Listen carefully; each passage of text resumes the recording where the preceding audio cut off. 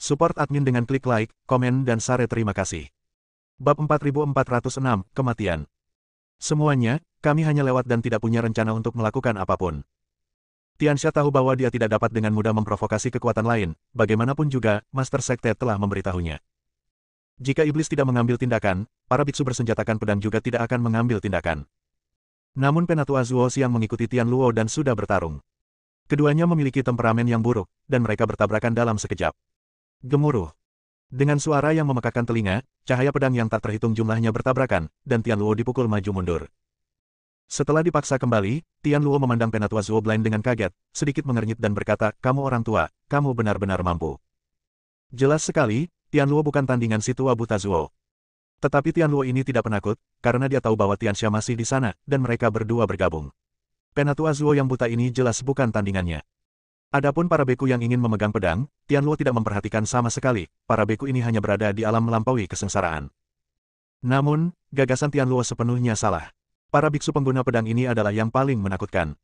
Karena mereka sama sekali tidak takut hidup dan mati, mereka tidak punya emosi, hanya kesetiaan. Kamu adalah anjing dari dimensi Ling Lions, aku akan mematahkan kaki anjingmu hari ini. Setelah mengatakan itu, Penatua Zuo Blind menyerang Tian Luo lagi. Saat Tian Luo menangkis, dia berteriak kepada Tianxia, "Tianxia, jika kamu tidak mengambil tindakan, apakah kamu akan melihat saya terbunuh?" Tianxia sedikit mengernyit, menatap ke arah biksu pengguna pedang di sekitarnya, mengertakkan gigi untuk terakhir kalinya, dan melompat. Jika dia tidak membantu Tian Luo pasti akan kalah. Tetapi ketika Tianxia melompat, beberapa biksu pengguna pedang mengikutinya. "Jangan khawatir, aku akan melawan dua anjing aliansi penyegel iblis ini hari ini sendirian." Penatua Zuo Blind sebenarnya memblokir bantuan dari para biksu pengguna pedang itu. Atas perintah Penatua Zuo Buta, para biksu pengguna pedang langsung berhenti dan mengamati dengan tenang dari samping. Tianxia dan Tian Luo mulai menyerang Penatua Zuo Blind satu dari kiri dan yang lainnya dari kanan. 2 lawan 1, Penatua Zuo Buta jelas-jelas kalah, dan diguncang oleh sinar pedang satu demi satu. Kedua bajingan kecil ini masih memiliki beberapa kemampuan, tapi aku tidak takut dengan kakekmu yang buta. Meskipun tetua Zuo yang buta berada dalam posisi yang dirugikan, dia tidak menyerah sama sekali. Dia melihat pedang panjang di tangannya memancarkan cahaya putih pekat dan menebas ke arah Tian Luo dan Tianxia. Tian Luo dan Tianxia mengerutkan kening ketika mereka melihat bahwa tetua Zuo yang buta jelas-jelas kalah dan berani menyerang. Mereka datang untuk menangkap Dev dan menyelidiki reruntuhannya, tetapi tanpa diduga mereka bertemu dengan orang tua gila dan bersikeras untuk menguntitnya. Tian Luo dan Tianxia juga menjadi marah, lalu mereka bertiga terlibat perkelahian. Kekosongan bergetar, cahaya pedang melonjak, dan seluruh langit di atas gunung dulu diselimuti cahaya pedang. Meskipun tetua Zuo yang buta sangat kuat, bagaimanapun juga, 1 lawan 2, dia tidak akan mampu bertahan untuk waktu yang lama. "Kalian berdua menindasku, orang tua, sangat tidak tahu malu." Meskipun tetua Zuo yang buta berada dalam posisi yang dirugikan, dia tidak memaafkan. "Kamu orang tua, bukankah kamu gila? Kamu ingin mengalahkan kami berdua sendirian. Kenapa kamu menindasmu sekarang?" Tian Luo mengejek Penatua Zuo Blind dengan cibiran di wajahnya. "Saya tidak ingin melawan Anda seperti ini sekarang." Penatua Zuo Blind berkata, dan memerintahkan kepada para biksu pengguna pedang, "Berhentilah mengawasi, dan ambil tindakan. Saya harus membunuh dua bajingan kecil ini." Setelah menerima perintah tersebut, beberapa biksu pengguna pedang langsung melompat dan mengepung Tian Luo dan Tianxia. "Orang tua, mereka hanyalah beberapa biksu muda di alam kesengsaraan. Apakah kamu meminta mereka untuk mati?" Tian Luo sama sekali tidak takut pada para biksu pengguna pedang itu. Penatua Zuo Blind mengangkat sudut mulutnya, "Anak bodoh, kamu akan tahu betapa kuatnya para biksu alam kesengsaraan ini nanti." Setelah mengatakan itu, dia mengayunkan pedangnya langsung ke depan, dan para biksu pengguna pedang juga bergegas ke depan. Pada saat ini, ekspresi Tian Luo tiba-tiba berubah, karena dia menemukan bahwa serangan yang dilancarkan oleh para biksu pengguna pedang ini memiliki pemahaman diam-diam yang tak tertandingi, dan kekuatan yang mereka keluarkan tidak lebih buruk dari kekuatan alam Mahayana. Perkelahian dimulai lagi. Bab 4407, Orang Biasa. Di medan perang para dewa dan iblis, Dev muncul di tempat terpencil bersama Ji Yun dan Zhu Qingxiu. Zhu Qingxiu melihat pemandangan di depannya dan menunjukkan ekspresi sangat terkejut. Bagaimanapun, ini adalah pertama kalinya dia melihat tempat seperti itu. Dia melakukan perjalanan ke seluruh wilayah timur, tapi tempat ini jelas bukan milik tempat manapun di wilayah timur. Dev dan Ji Yun jauh lebih tenang. Bagaimanapun, mereka berdua telah memasuki medan perang para dewa dan iblis dan mengetahuinya, jadi tidak ada yang mengejutkan. Medan perang antara dewa dan iblis terlihat sangat sunyi. Bahkan lebih sunyi daripada wilayah timur. Apakah ada harta karun di tempat seperti itu? Zhu Qingxiu bertanya dengan sangat bingung. Tidak ada yang tahu apakah ada harta karun itu. Itu semua tergantung keberuntungan. Mungkin harta itu tidak ditemukan dan nyawaku tertinggal di sini. Dev berkata dengan tenang. "Ah, Zhu Qingxiu terkejut, apakah masih ada bahaya di sini? Kamu tidak perlu terlalu takut. Seringkali tidak ada bahaya. Setelah Dev selesai berbicara, dia berjalan lurus ke depan. Ji Yun dan Zhu Qingxiu mengikuti di belakang, menginjak tanah tandus, meninggalkan serangkaian jejak kaki. Jelas belum ada seorang pun yang pernah ke sini sebelumnya. Mereka yang mulai memasuki pintu masuk gua mungkin dikirim ke tempat lain di medan perang para dewa dan iblis. Lagi pula, teleportasi semacam ini dari pintu masuk ke medan perang para dewa dan iblis adalah acak. Dev meledak dalam kesadarannya dan ingin menjelajahi sekeliling untuk melihat apakah ada orang yang masuk lebih dulu. Namun saat kesadaran Dev muncul, kekuatan misterius tiba-tiba mengalahkan kesadaran Dev dan membuat kepala Dev pusing. Wajah Dev berubah drastis, dan wajahnya penuh rasa tidak percaya. Dia tahu betapa kuatnya kesadarannya, namun dia dikalahkan dengan mudah. Sungguh kekuatan terlarang yang sangat kuat. Medan perang antara dewa dan iblis ini terlihat sangat sederhana.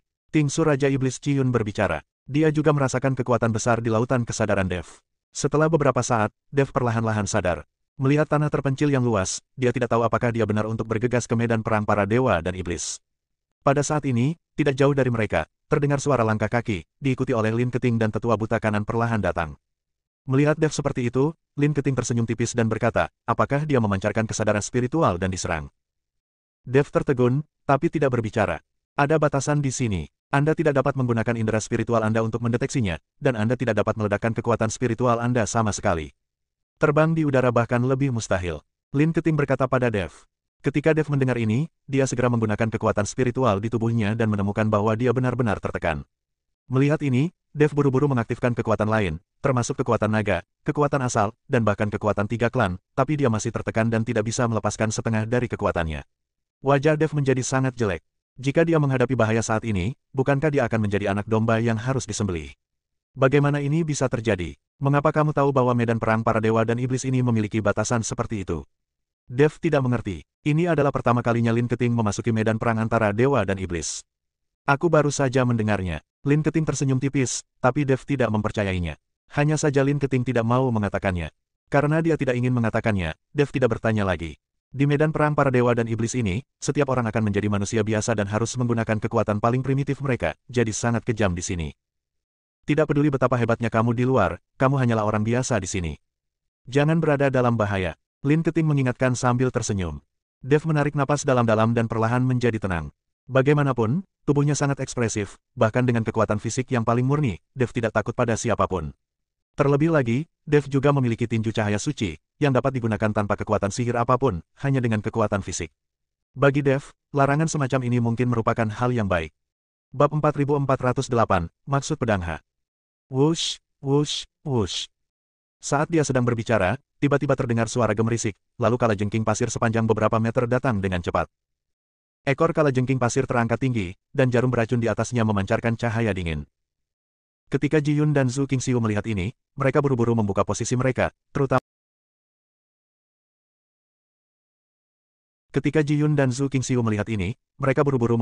mereka, terutama Zhu Qingxiu, yang memegang pedang panjang di tangannya dan siap untuk ditusukkan. Tetapi ketika dia mengayunkan pedangnya, dia ingat bahwa dia tidak memiliki kekuatan spiritual sama sekali, dan mustahil untuk membunuh kalajengking pasir di depannya. Saat ini, keduanya sedikit panik dan terlihat sangat jelek. Dev sedikit mengernyit dan mengepalkan tinjunya erat-erat, bersiap untuk memukul kalajengking pasir dengan tinju cahaya suci. Adapun Lin Keting dan tetua buta di sebelah kanan, mereka tampak tidak takut sama sekali saat menghadapi kalajengking pasir yang mendekat dengan cepat. Tepat ketika kalajengking pasir berada di depannya, tetua buta di sebelah kanan tiba-tiba menghunus pedangnya, lalu mengayunkannya dengan keras. Wush! Dengan tebasan pedang, kalajengking pasir langsung terpotong menjadi dua, dan bahkan tanah pun ditinggalkan jurang yang dalam oleh energi pedang. Melihat adegan ini, Dev dan yang lainnya terkejut.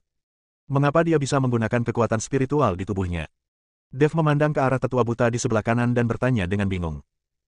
Dia adalah seorang kultivator pedang, dan yang dia gunakan barusan bukanlah kekuatan spiritual, tapi niat pedang. Gadis kecil ini berasal dari Sekte Wanjian. Dia juga seharusnya menjadi seorang kultivator pedang dan memiliki niat pedang, kan? Lin Keting memandang Zhu Qingxiu dan berkata. Wajah Zhu Qingxiu menjadi sangat malu dan dia sedikit menundukkan kepalanya. Dia memang murid dari Sekte Wanjian, dan dia memang seorang kultivator pedang, tetapi dia tidak memiliki niat pedang, karena hanya beberapa anggota senior dari Sekte Wanjian yang telah mengembangkan niat pedang untuk mengambil sesuatu. Niat pedang, pikir Dev dengan suara rendah. Melihat Dev seperti itu, Lin Keting tersenyum dan berkata, untuk menebus kecerobohan bawahanku terhadapmu, aku sudah memberitahumu beberapa batasan di medan perang para dewa dan iblis ini.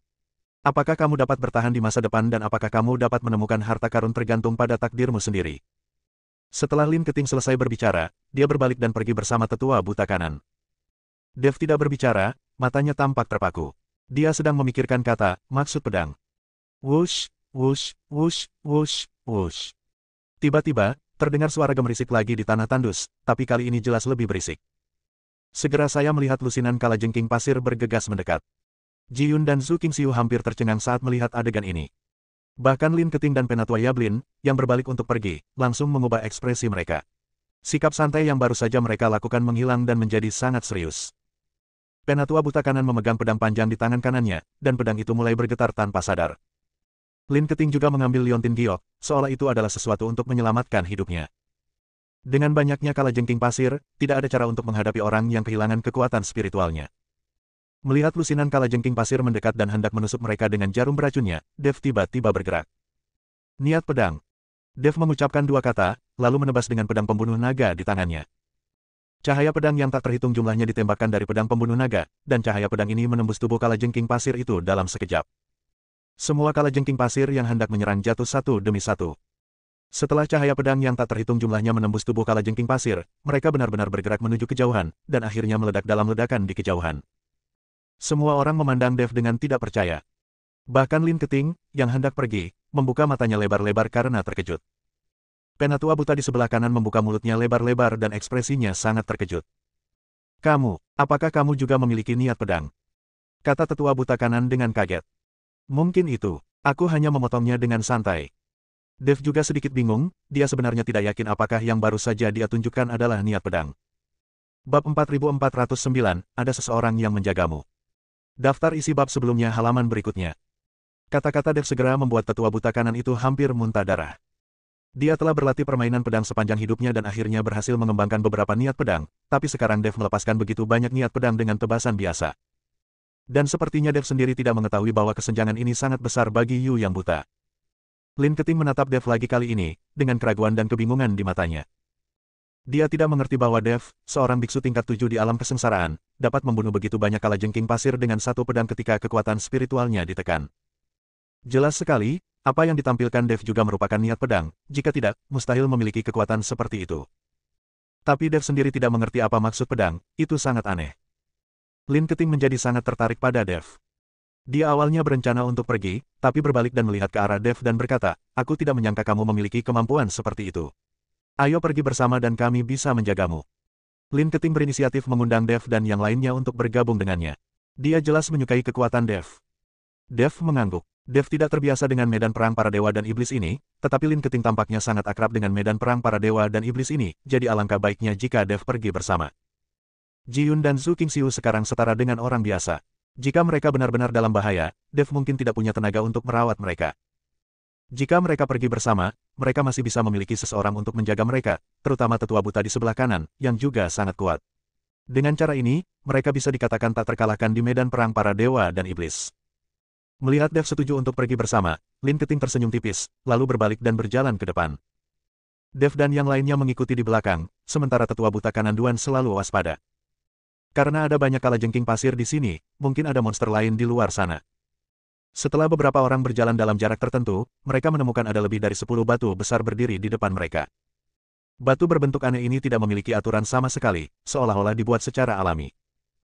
Namun, sekilas Dev dapat mengetahui bahwa batu-batu tersebut sama sekali tidak alami, melainkan sengaja ditempatkan oleh seseorang, karena lokasi penempatan batu-batu besar tersebut ternyata adalah formasi Dev kecil.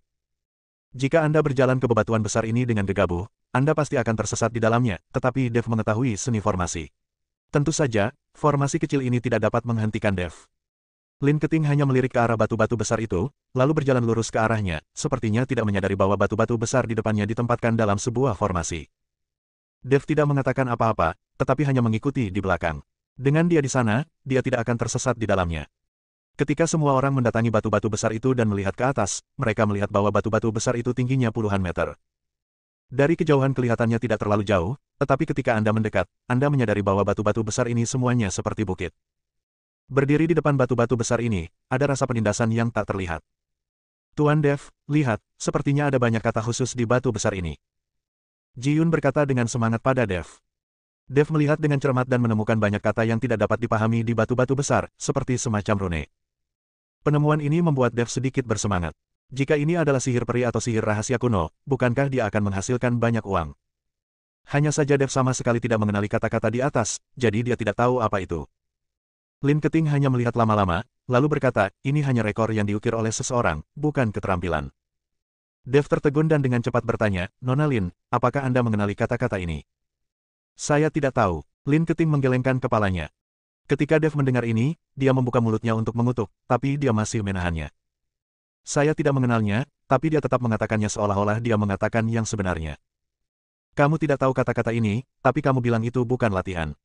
Kepada siapa kamu berbohong? Apakah kamu mencoba membodohi kami dan kemudian diam-diam mempelajari latihan itu sendiri?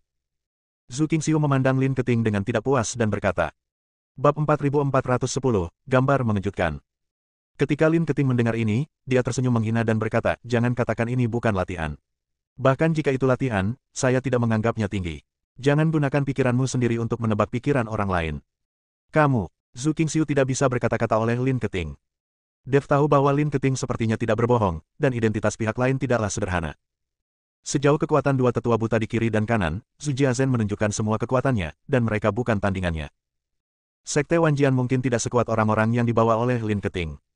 Mes, Lin, saya ingin tahu apakah Anda dapat memberitahu saya bagaimana Anda mengetahui kata-kata di sini. Dev bertanya pada Lin Keting dengan nada yang sangat tenang. Lin Keting tersenyum tipis dan membuka tangan kanannya. Ada banyak rune yang dilukis di tangan kanannya. Rune inilah yang memungkinkan Lin Keting dengan mudah membuka formasi di pintu masuk medan perang para dewa dan iblis. Karena saya memiliki rune ini, saya dapat mengubah kata-kata di batu besar itu. Setelah Lin Keting selesai berbicara, dia dengan lembut menyentuh batu itu dengan telapak tangannya. Saat tanda di telapak tangan Lin Keting memancarkan cahaya, kata-kata di batu itu tampak menjadi hidup dan mulai melayang di udara. Segera, kata-kata tidak jelas itu berubah menjadi gambar dan muncul di depan semua orang. Saya melihat di gulungan itu, pemandangan pertarungan antara dewa dan iblis terlihat jelas, dengan tentara berkelahi dan kuda besi menumpahkan darah. Semua orang kaget karena ini pertama kalinya mereka melihat pertarungan antara dewa dan iblis dengan cara ini. Di masa lalu, Dev hanya dapat memahaminya melalui tulang dan narasi beberapa orang, tetapi tidak ada saksi nyata. Melihat pemandangan itu sekarang membuat jantung Dev berdebar kencang hingga dia ingin muntah. Mimpi abadi di depan saya, alam yang sangat ingin mereka capai dan para beku, jatuh seperti domba satu demi satu pada saat ini, seperti semut, tanpa nilai sama sekali. Dev tidak bisa membayangkan betapa kejamnya malapetaka perang antara dewa dan iblis, apalagi jadinya dunia karena bencana ini. Anda harus tahu bahwa alam surgawi hanyalah medan perang kecil dalam pertarungan antara dewa dan iblis. Ada banyak sekali dunia kecil seperti alam surgawi di seluruh alam semesta dan galaksi. Tetapi medan perang kecil pun sangatlah kejam. Anda dapat membayangkan malapetaka yang disebabkan oleh seluruh perang antara dewa dan iblis, dan berapa banyak makhluk abadi dan iblis yang mati. Dev linglung sejenak, dia tidak tahu apakah dia memiliki kemampuan untuk mengetahui penyebab perang antara dewa dan iblis, dan apakah ada cara untuk mengetahui identitas ayah kandungnya. Dia merasa hal-hal itu terlalu jauh darinya, sejauh mimpi. Ini adalah catatan pertarungan antara dewa dan iblis, jadi itu bukanlah teknik.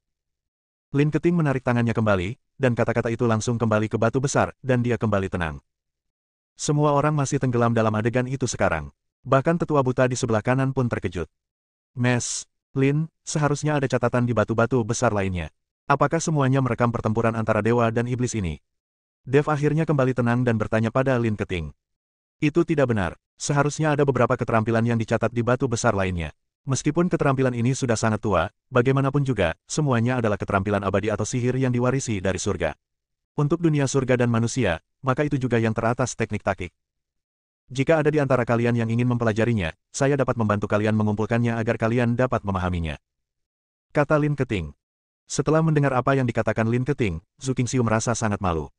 Baru saja dia mengatakan bahwa Lin Keting sengaja berbohong kepada mereka untuk diam-diam mempelajari keterampilan di atas batu. Bab 4411, ditampar wajahnya. Kata-kata Lin Keting membuat Dev menatapnya dua kali, bertanya-tanya apa identitasnya, mengapa dia bahkan tidak tertarik pada keabadian. Namun, Dev tidak terlalu tertarik. Anda harus tahu bahwa berbagai teknik yang dia pelajari juga diajarkan oleh orang-orang dari surga. Dev tidak membutuhkannya, dia bisa mengikuti catatan di batu untuk mempelajari beberapa latihan. Jika dia benar-benar ingin mempelajarinya, Raja Iblis Ciyun akan jauh lebih baik daripada makhluk abadi itu. Tak perlu dikatakan lagi, teknik kondensasi jantung adalah teknik terbaik di surga. Tinju cahaya suci, berbagai pola dewa, dan mata Tianming, semuanya adalah keterampilan yang sangat kuat di surga. Bagaimanapun, Raja Iblis Ciyun juga merupakan sosok di surga tingkat 8, dan dia tidak sebanding dengan makhluk abadi biasa. Itu hanya beberapa keterampilan tingkat keabadian biasa. Aku tidak tertarik padanya. Ayo cari harta karun lainnya. Dev tersenyum tipis dan berkata. Kata-kata Dev membuat Lin Keting sedikit terkejut. Dia tidak bisa menahan diri untuk tidak menatap Dev dengan rasa ingin tahu di saat ini. Dev dan Lin Keting sama-sama sangat ingin tahu tentang identitas satu sama lain, tetapi tidak ada yang menjelaskan sepenuhnya. Keduanya baru saja bertemu, dan mereka belum menjalin hubungan dari hati ke hati. Ji Yun, Zhu Qingxiu dan tetua buta kanan hampir mati karena marah setelah mendengar apa yang dikatakan Dev dan Lin Keting. Kedua orang ini tidak tertarik dengan keterampilan tingkat keabadian, tetapi itu tidak berarti orang lain juga tidak tertarik. Tapi sekarang Dev mengatakannya, Ji Yun dan Zhu Qingxiu tidak bisa berkata apa-apa. Karena kamu tidak tertarik, maka jangan buang waktu lagi di sini. Setelah Lin Keting selesai berbicara, dia mulai berjalan ke depan. Dev mengikuti di belakangnya. Meskipun yang lain enggan pergi, mereka hanya bisa mengikuti. Dev menatap Lin Keting. Karena ada susunan pesona di sini, kemungkinan besar Lin Keting tidak akan bisa keluar. Namun siapa sangka Lin Keting akan berpindah-pindah di antara bongkahan batu tersebut dan akhirnya keluar dari Stonehenge. Dev memiliki sedikit keterkejutan di wajahnya. Mungkinkah Lin Keting juga seorang Master Arai? Apakah dia melihat formasi di batu besar ini? Dev segera menyusul Lin Keting dan membuka mulut untuk bertanya, tetapi untuk sesaat dia tidak tahu bagaimana cara berbicara. Jika Dev akan mengungkapkan bahwa dia menemukan susunan pesona di batu segera setelah dia membuka mulutnya, maka jika Lin Keting bertanya mengapa Dev tidak memberitahunya sebelumnya, Dev akan sangat malu.